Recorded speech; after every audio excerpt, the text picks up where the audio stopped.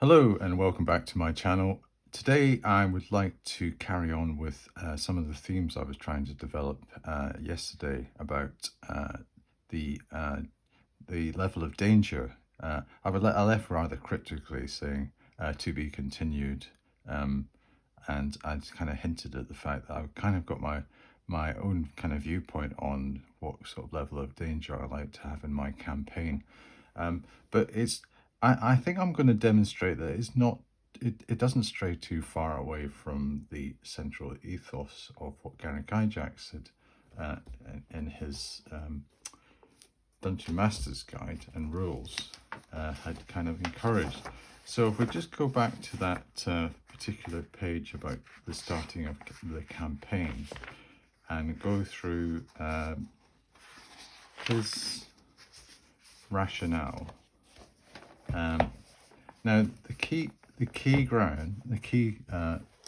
paragraph that kind of supports his advice on what you should do when you're starting a campaign is this paragraph here in setting things in motion. And I'll just read it verbatim because it effectively sums up some of the things that I'm incorporated into my campaign rules in order to give a balanced and I wouldn't say an easier ride for level 1 to 3 characters, but one that is far more appropriate to the level, the danger, the threat level, and the danger imposed on the characters, and by default and as a result should provide a better and more enjoyable game. So there's a few objectives going on here. I want to have a good fun game, but I don't want it to just be a cash grab down in dungeons and it's just basically a walkover. So I think what I'll do is I'll read through this paragraph first, and then I will explain my rules and how I've interpreted it, and hopefully it should be able to show you just what level I've pitched it at, which fingers crossed, it seems to be fair. Okay, so let's just start on the paragraph. It says the testing ground for novice adventurers must be kept to a difficulty factor which encourages rather than discourages players. So that's the central ethos, and I'm fully in agreement with that. If things are too easy, then there is no challenge and boredom sets in after 1 or 2 games. Conversely, impossible difficulty and character deaths cause instant loss of interest. Now, this is one of the main major kind of accusations against first edition. Is it's a killer, it's a killer set of rules. It destroys first level adventurers. It's completely arbitrary. Lots of things. I don't agree with that. I think it's based on it's a challenge. You've got to get you're thrown in and you've got to actually you either sink or swim. That's the kind of philosophy, and I'm completely bought into that type of thing. It's a kind of ruthless environment, so why not try to simulate that? However, I think we can take some of the rough edges off. The entrance to and movement through the dungeon level should be relatively easy, with a few tricks, traps and puzzles to make it interesting in itself. Features such as rooms and chambers must be described with verve and sufficiently detailed in content to make each seem as if it were strange and mysterious. Creatures inhabiting the place must be of strength and in numbers not excessive compared to the adventurer's wherewithal to deal with them. Now, I think that's the key statement in what I'm going to do in my modifications, is that I will calibrate the level of opponent based on my character party. So I think if you keep that paragraph in mind, and we'll come back and revisit it once I've reached the end of it. The other thing I want to cover in this session, because it's going to be a bit rules heavy, this, so you maybe want to sit with a cup of tea, that I want to cover the town, the abstract town or settlement exploration rules, maybe just high level, and then go into far more detail with them in our next session, where we start doing some shopping trips around Marchton and see what's available that we can spend our excess funds on. Okay, I've got some guidelines here, which basically talks about how I deal with encounters. So this is going to be useful when we move out of the settlement and visit our first place of mystery, and also when we're doing some exploration around that starting hex. And I think one thing that I want to maybe just clear up from last time is that I was saying that I've got an adventure generator that will generate our adventures going forward. I don't use that 100%. And there is a facility in these rules here for encounters, and also shown by the Dungeon Master's Guide itself, I'll be able to illustrate, that actually generates other places of mystery and castles, ruined castles, and all these sort of good things. So I'm not kind of force feeding the environment with my own special rules. I'm using the encounter generation system to actually create these places of mystery. So I didn't want people to maybe get the wrong impression that there's no more places of mystery and it's going to be generated by me or my rules. It's going to be a kind of it will happen by itself. So when we go in to explore individual subhexes, there are procedures there that are supported originally by original DMG rules that will generate these things. So let's start. So we've got this definition of uninhabited and inhabited hexes. Now, for me, an uninhabited hex is one that when we've done our initial seeding of the area, it does not have a settlement in it. So when we did our initial creation, we created all these individual hexes with the terrain, and we only got we got the Merlin Keep, we got Marchton, the village, and then when we did the exploration of the starting hex, we got Hawksmoor, and we've got this settlement here, which I called Supply Town or Supply Village initially. I've decided to call it Wayford. So I'm positing a view that there's probably a river there. It's got a bridge. It's over a ford, and it's a key a key settlement on this strategic military road. So that's the only ones we've got. Anything else, I would classify them as inhabited. Anything else is uninhabited from the point of view of humanity. We don't really know what's out here. There could be layers and dwarves, elves, any other demi-humans, but more than likely there's going to be monsters and other horrible denizens of the dark areas. So that's kind of our definition of what an uninhabited hex is. So whenever we go in and have an encounter, which is based on the incidents in the Dungeon Master's Guide, where we have this table here, and I always forget where this is. Is it towards the start? Yes, towards the start of this. Here we go. These are vital tables, and they're very useful because they give like the what the chance of the encounter is and the frequency. So when we are using these and we generate an encounter from these particular things when we're out exploring, this I've tried to put it into like a process flow. The first thing you do is check for a fortress, 1 in 20, and that's as per the DMG. Back here, I should have little post-it notes in between my sheets because I've been a bit slow in getting these. Yeah, here we go. Outdoor random. Now, uninhabited areas, according to this, will occasionally have a fortress. Whenever an encounter is indicated, roll d20. A 1 in 20 is an encounter which discovers such a stronghold. These are detailed thereafter. If you are not using the random terrain method for discovery of ruins, check by rolling percentile dice on that table nonetheless. So I've interpreted that as that's the 15 to 16% on the D100. Now I've been a bit more generous because I quite like having ruins appearing. I say check for ruins 1 in 20. So we've had an encounter. You go through the first check for fortress, there's nothing. Check for ruins, and then I've got a bit more subtlety to it, which I kind of explained, I think, in an earlier video. Use Appendix B subtable 01 to 50, so that's the one in the book, and the maps table on page 120, which goes into things like catacombs, or my locations table 71 to 100, and that's what generated the palace which is our first place of mystery. And it says the encounter will occur here. So if we've got an encounter, it's going to occur here.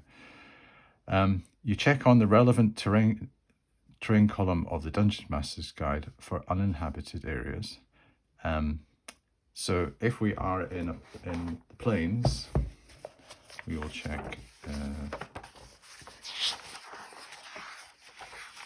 We will check on this table. Yeah, that's uninhabited. Uninhabited. Yeah, uninhabited wilderness area plain.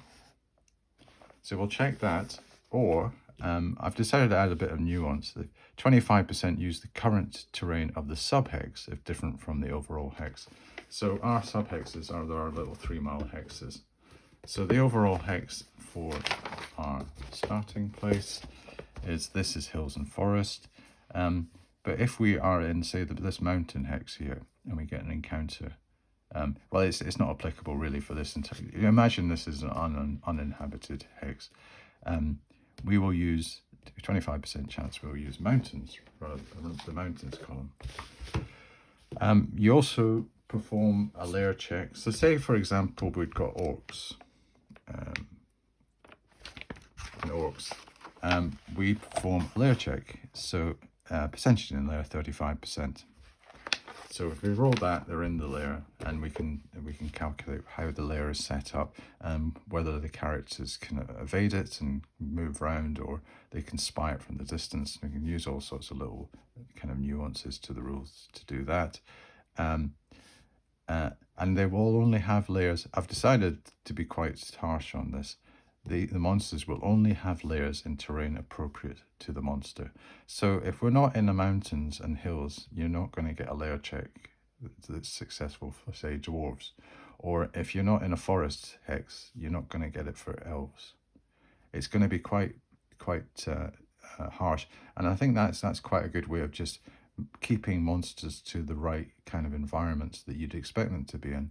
We don't want them all over the place. We don't want elves maybe in like a high mountain kind of area. Why would they be there? And certainly not building their own settlement there. So I think that's quite appropriate, just to kind of funnel and channel our monster populations into the zones you'd expect them. And I don't really want too much off wall stuff. I quite like my fantasy to be kind of grounded in some form of reality. And I don't really want my dwarves, having a nice kind of campsite in the forest. I'd rather them sitting in their dwarven holes and all that good stuff. So then you proceed with the encounter. You make a note of the monster's encounter and factor these into future encounters by assigning a probability factor, and build up a chart for the area, personalities, and details of the monster type. Now that's something that we carry forward. So I'll make a note of this encounter, and then when it comes to future encounters in this area, I'll assign a probability factor that we actually use that in the encounter. But we haven't really covered that yet, so we haven't had an example. So I'm just alluding to it now.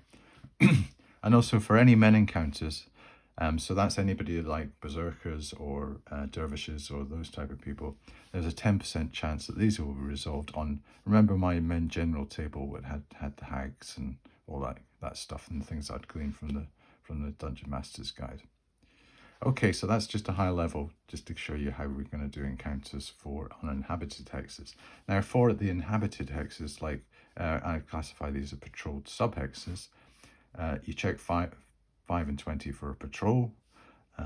you check on the relevant column of the Dungeon Master's Guide for the inhabited area, and then 25% use the current terrain of the subhex. It's different from the overall hex. So that's no different from this particular bullet point up there.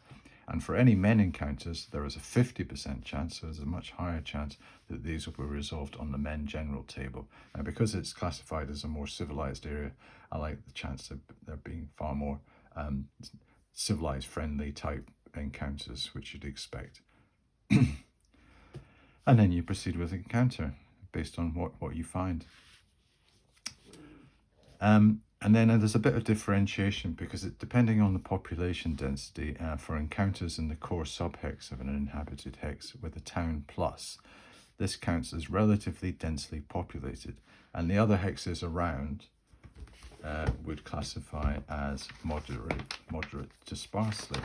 So say Marchton was a town or a city, that would classify as dense, and these ones roundabout would classify as moderate to sparsely.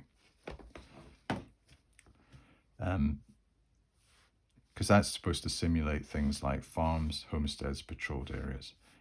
For inhabited areas with villages or smaller settlements, the core hex and the immediately surrounding hexes. So for a town and city, this entire hex will be at least sparsely populated, apart from if it had any rough areas.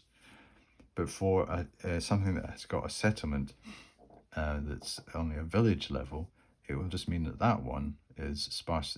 Even though it's a concentration of population, it can never get up to the dense level, so it'll be sparsely there, sparsely here, around these ones here. So again, it's probably easier when we actually come to do the actual adventuring. You'll see it in practice. My rules also say that any castles occupied by characters, any castles occupied by character NPCs will have the same area of influence as town and cities. So say the central population was a castle, that will have the same effect as, say, a town, as in terms of its impact on the subhexes. I don't think I need to go into too much detail here because these are rather specific to the different things. But there'll be no layer checks for monsters encountered will be made in any subhexes within the whole inhabited hex. Rough hex subhexes are the exception. So when we do, say we get a monster encounter, say we're exploring up in here, or we've been told to go into these hills. This is an inhabited hex, and this is an inhabited subhex. So if we get a monster encounter, say that we come across some orcs, there's not going to be any chance of them being in their lair. They'll represent a patrol or a scouting party or something that's come from out with this region. There's no monster populations in this hex. Now this is the key area that I want to kind of get into in a bit more detail, and it's the number appearing metric. So for all adventuring in both the outdoor and dungeon setting, use this base formula to determine the number of monsters encountered. You still roll for the exact number, but use this derived value as the maximum. So there's a cap that I'm going to impose, and that's based on the number of player characters levels that we have. So I can probably show with an example, but let's just go into the first paragraph here because it outlines the algorithm.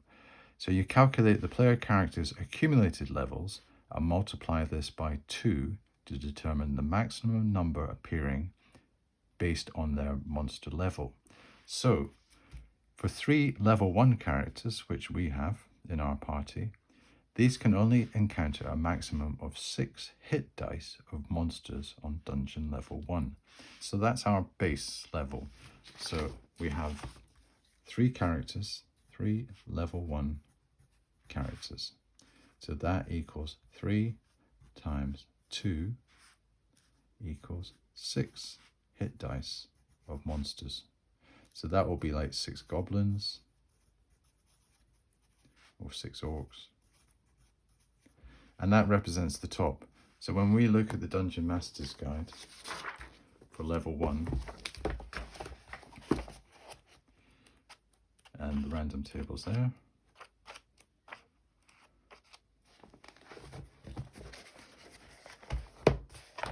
We've got, say for Goblin, we've got 6 to 15, so it will be 6.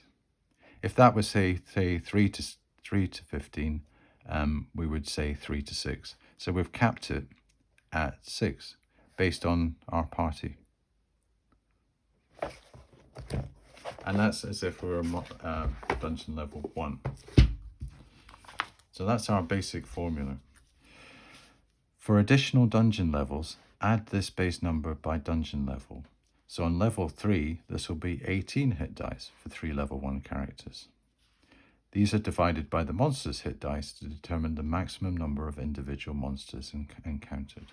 So that is going to be a catch-all. So say we have 2 hit die monsters, we can divide it by 2 and we'd have 9 as our total, for example. And again, it sounds like I'm giving you a kind of textbook explanation and you're sitting in class or something. It will obviously become clearer when we have examples and demonstrations, which we're not too far away from. Although I've said that before about a few videos before when we were talking about our in. The percentage in layer check should be made after a positive encounter roll for exploration of the hex to see if the characters stumble on the layer or in fact a wandering group patrol of the monsters. So the idea is that we go out and explore these other hexes, these uninhabited hexes, and we're trying to find places of mystery and whatever, but we might uncover layers which are dangerous. So we've got to be kind of on our guard type thing. So there is a mechanism there to do that. So when not in their layers, monsters encounters will be in smaller groups such as patrols, warbands, or raiding hunting parties. They will amount to up to 10% of the monster manual numbers appearing entry. So let's have a look at monster manual and go back to our favorite monster of all AD&D, which is our orc. Good old orc, pig-faced orc. And it says that for numbers appearing 30 to 300. So if we don't get them in a layer, we're going to say that they will be from 3 to 30 in our encounter according to this. And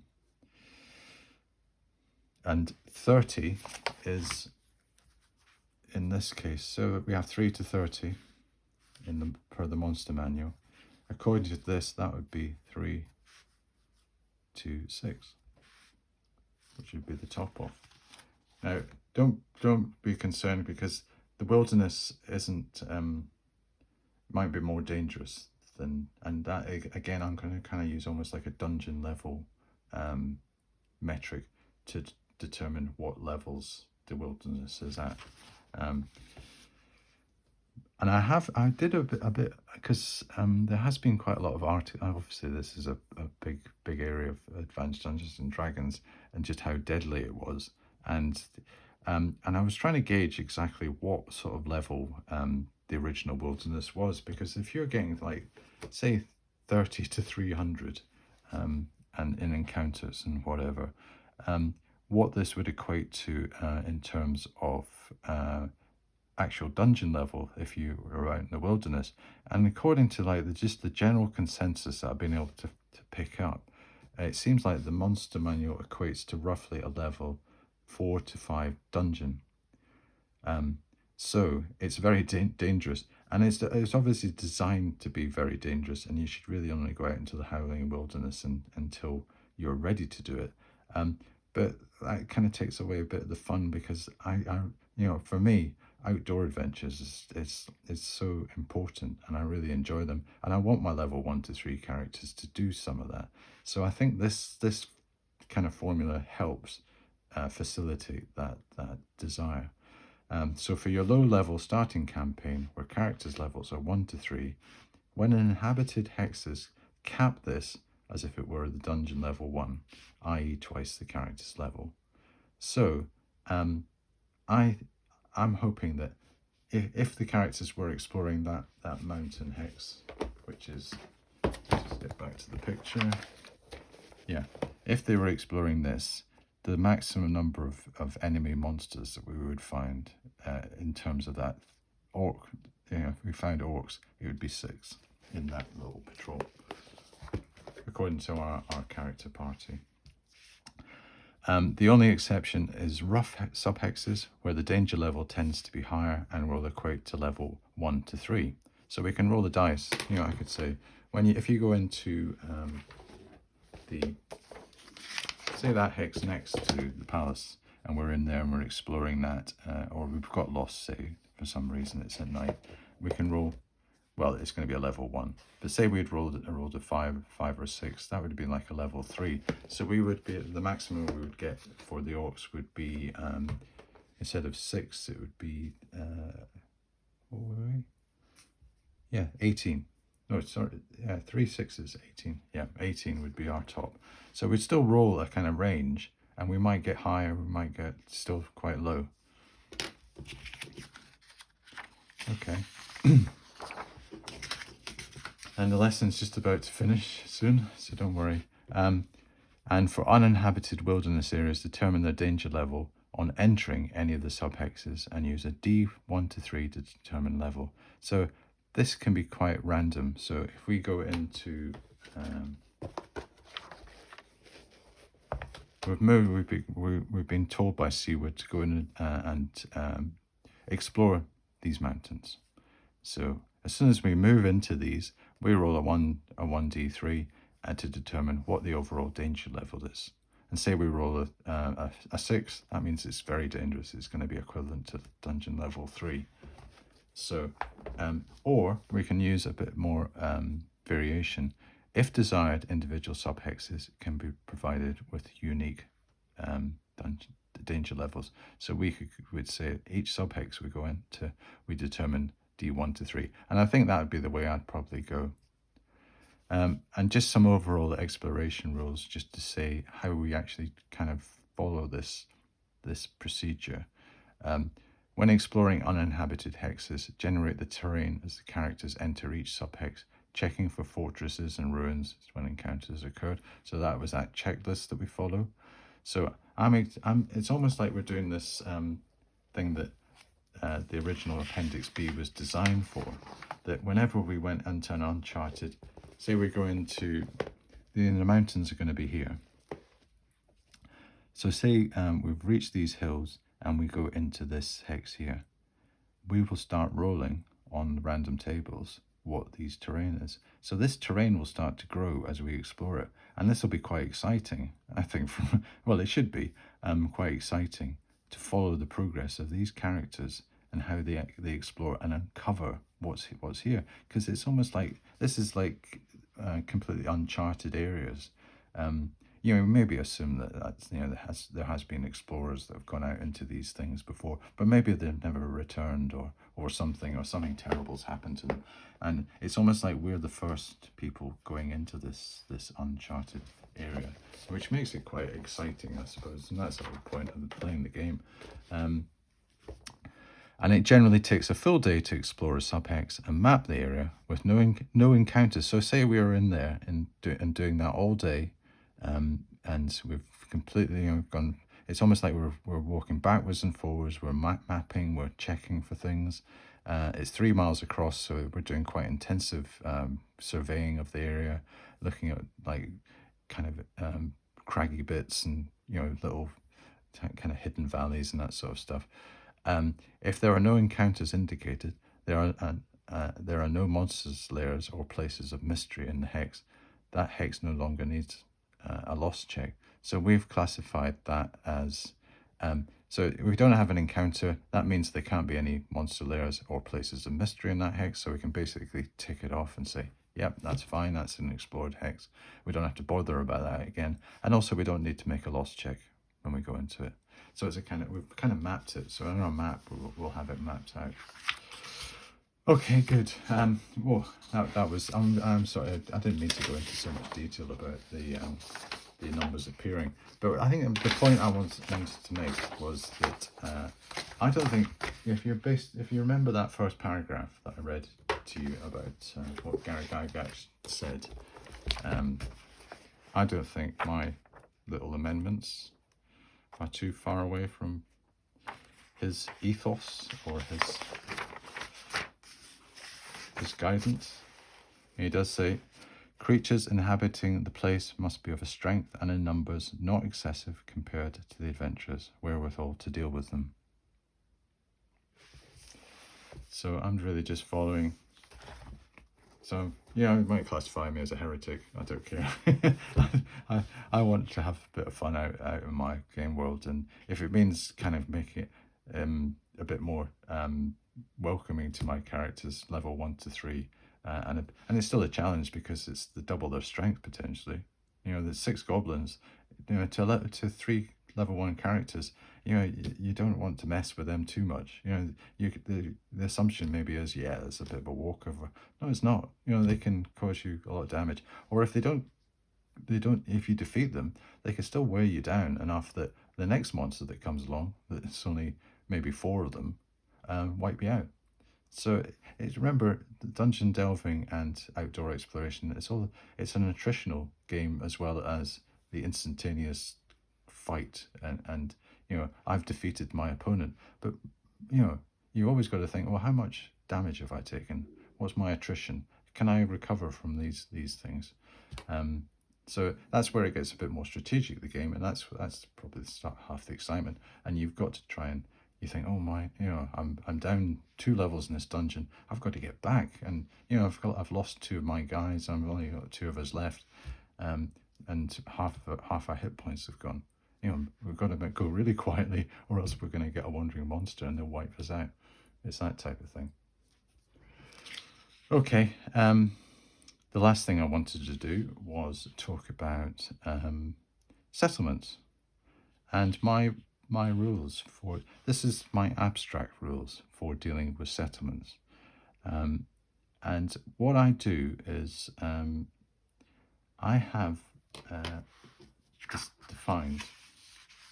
I've got 13 different zones. I should have had them all in one piece of paper, but let's do it this way. I'm just trying to see how it fits in my camera. I don't think it does. Let's try that one. I have divided any settlement. This goes from a village. It's probably like a larger village up to a city or metropolis into 13 zones. And these will be typical zones that you would get in, or areas that you'd get in a settlement. So let's go through each of these in turn so you get a feel for any specifics, and kind of where you get an understanding of where these should fit in the actual overall town structure. Now remember, I'm not trying to map this town out. What I'm trying to do is use an abstract method to basically kind of give some sense of geography to the settlement. So let's start with the noble quarter. This is usually located in a central elevated position with grand mansions and palaces, upper class, and typically a noble quarter will be quite. It will always appear in a city, probably you know, a few buildings in a town, and maybe there might be the odd building in a village. Probably less likely. I think when you think of it in a village context, you just think of one stronghold of the nobleman. Merchant district is the busy commercial area with shops and trading posts, guild houses. That's the middle class. Our slums, which are crowded, poorly maintained housing with often marginalised populations. That's our lower class. We have an artisan quarter area focused on crafts people like blacksmith, woodcarvers and jewellers. Our industrial zone, which is the manufacturing areas for large-scale production, potentially with smelters or tanneries. So that's where Tristan would have been working, and he might even have lived there, or he might have been in the slum quarter, or if he was lucky, maybe in one of the others. The market district, which is a central hub for daily trade and commerce. That's our market square. Our temple district, which is the area dedicated to religious institutions with temples and associated buildings. Our guard quarters, which are the headquarters for the city's security forces and military. The town hall, council chambers, administrative buildings where decisions are made. the entertainment district, foreign quarter, which is the location of the inns and other places of leisure. And this is where our starting inn is located. So our adventurers and other adventurers tend to congregate and live here, which is quite similar to how things were done in medieval times. There was like a foreign quarter, an entertainment area where foreigners and adventurers or whatever were encouraged to reside when they were visiting. An academic quarter, which is if we have any universities, libraries and learning institutions, and location of sages. Now we're getting into the more grim areas. We have Area 12, which is the underworld, so that's location of thieves and assassin guilds, and the wild card. We always have the haunted cemetery and graveyard quarter. So this is for all our weird stuff, like there's a haunted house on a hill in the town. It's that sort of stuff. So this is cemeteries and graveyards. Anything strange or weird in the settlement. This is where it's most likely will be located. So that is your famous catch. If you want a bit of spice in your town, and you want like a haunted graveyard with ghouls and zombies and horrible things, and don't go there at night type stuff, that's your quarter. So what we need to do with these things is I've got a very simple mechanism that basically maps this out. So you don't have to sit there and think, all right, okay, I've got my town square and I've got this street and this road, and I'm doing all this sort of thing at an individual, and you don't really need to do that. According to this system, what we do is we determine the settlement setup by deciding on the positioning of the key locations in the area table in terms of their distance from the starting inn, which is number 10, placed into zone 1. So it's all about zones. You place each area present into zones numbered 1 to 3 within large villages, 1 to 4 in towns, and 1 to 6 in cities.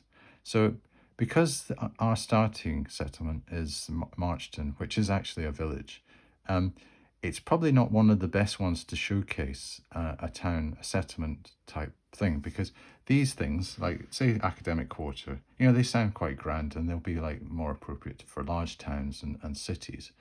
But I think the way it translates into a village is probably saying, well, there's maybe a couple of crafts shops in the artisan quarter. So we're just talking maybe at one street or half a street or something like that, but there's a little focus. Whereas in a city, that would be a whole street dedicated to artisan, if not 2 to 3 streets, maybe that type of thing. So what we have is 1 to 3 zones within large villages, 1 to 4 in towns, and 1 to 6 in cities.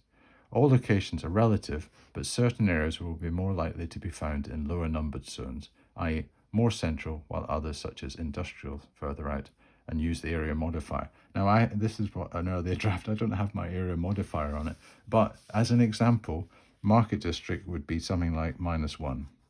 So when we say let's just have a bit of a game, because I know you've been sitting there taking notes for a long time. I think you're desperate for a demonstration. So let's see how this thing works in practice. So what we do is say we've got, let's say we've got a city. We call it March City. So that is going to have 1 to 6 zones. Okay. So for each one of these areas, we say it's going to go into zone 1 to 6. So we have zone 1, zone 2, zone 3, zone 4, zone 5, and zone 6. And we know our inn, which is 10, goes here. So that's our entertainment quarter. So because it's a city, it will have a thriving entertainment quarter, which is things like, I suppose it can be like anything from red light up to also, just general taverns and places like that. It's quarter location of inns, taverns, and other places of leisure. Okay, so that is automatically assigned to there. So what we do is we go through each of these and assign it into these zones. So for the noble quarter, that goes here. Zone 2. for the merchant district, we say it's in zone 4, merchant. For the slums, it's near the... Now, what I would be doing is I would be applying my modifier, and I'd probably have slums like further out on the periphery. So the emphasis would be to try and get it out. So let's just go without modifiers just now, apart from the one that I've assigned, which is the market district. The artisan quarter is here, near the merchants. That's good. We have an industrial zone, which is... Right, okay, so there's a bit of a trend going here. So it looks like the inn is quite close to the slums and the industrial quarter. Maybe it's just sitting on the periphery of it. But the fact that the slums and the industrial together, that makes sense. And the market district, we're going to say that that's got a -1 modifier. So that's 1. So that's going to be the market. So the way, we can think about how the internal geography might work, because you obviously don't want a kind of more smelly industrial areas right next to your central market. So maybe there was some demarcation going on. There's a bit of a wall or something that maybe there's an internal geographic feature that is. So that's where you put the spin in when you've actually mapped all these things into zones, and you say, well, that doesn't make sense, but if I do it this way, that's the rationale behind it. What else have we got? We've got the temple district. Oh, they're all going into 1. I think I'll get another dice because it's not very... What we got, a 2. That's the guard quarter. So it's all kind of constrained, the town so far. It's only going out to zone 4. 3, oh yeah, that's good. That's the town hall.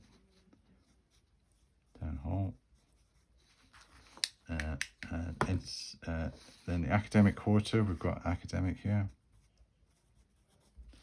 and the underworld. Yes, under is here, and the cemeteries and graveyards. It's all over the place. 6, yeah, cemeteries.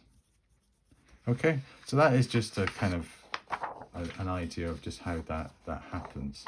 Now, the point of that is that when we come to do the adventuring in the city, in the settlement, so when moving around the settlement, it takes 1 turn to move between adjacent zones and 1 to move within a zone to a different area for cities only. So say I was in my inn and I wanted to say, for some reason, I wanted to visit the Thieves Guild in this city. I would have to go 1, 2, 3, 4, 5. So it would take me 5 turns to do that. So that is going to have implications for encounters and whatever. Or if I wanted to go from the merchant, and I was in the merchant's area and I wanted to get to the inn because I wanted to have a meeting with someone, I'd have to go 1, 2, 3 to get. If I'm in a city, this is only when I'm in a city, and I was in the merchant's quarter, but I wanted to go to the university, it would take me 1 turn. But ordinarily, if that goes in a town, I would do that almost instantaneously, because we're talking, it's just a footfall away. So that's the idea behind this kind of abstract kind of settlement design process. You don't have to do the kind of hard work to actually map this out. You could do that later on, once you've got this structure and you've got things like, well, actually, I want to draw this because I don't quite understand why the slums and industrial things are right next to the markets and the temple and our inn. What's the reason behind that? And are these up on a hill, the noble stuff? Is these things part of this hill as well, or is it a wall that's differentiating it? The town halls here. Why is that coming off? And these could be also in concentric kind of circles as well. They could be radiating out from something. So there's the town hall and the market. Maybe this is the center of gravity. And then these things are really quite far out. The criminal underworlds, maybe just like little caves or something on a cliff that's overlooking the town. So you see how that develops. So if we maybe next time what we can do is actually drill this down into Marchton and just do a kind of a quick kind of recce of just what Marchton is, but put it into village terms. So when we say the noble quarter and maybe the guard thing might be just the keep and just where the barracks are for the host. The town hall's probably going to be nothing more than just one civic building. The marketplace will just be where people assemble, and there might be a kind of one of these crosses in the middle. And the temple, it's probably just going to be the local church. It's not going to be Bane, it's going to be that other chap, the lawful good chap. Okay, I am aware that I have been going on a bit, and I was hoping the main point of this was to show my ideas about the danger and threat levels, and to say that that's probably in line with what Gary Gygax was trying to do, and I want to try and have that incorporated into all our encounters and when we're doing the dungeon delves and the outdoor exploration, and also just to show you this idea of how we get around to navigate the town without having to map it into detail. So next time we'll go into we'll show how we do it for Marchton, and then we'll actually do some shopping with our characters and get some equipment. Okay, well, once again, thanks for watching, and I'll see you next time.